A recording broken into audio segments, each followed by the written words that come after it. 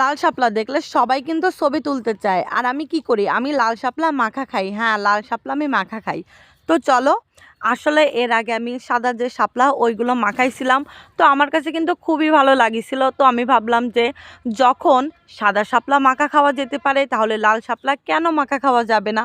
অবশ্যই যাবে। আর তোমরা তো সবাই জানো আমার নতুন নতুন কোনো কিছু এক্সপেরিমেন্ট করতে কতটা ভালো লাগে।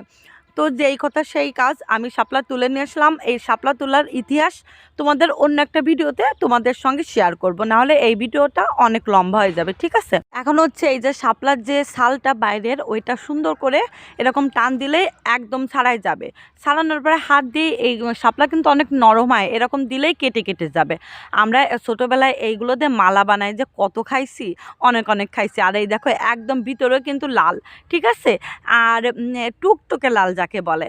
আর এই যে আমি তোমাদের একটু ফুল দেখাচ্ছিলাম, এই ফুল দেখলেই ছবি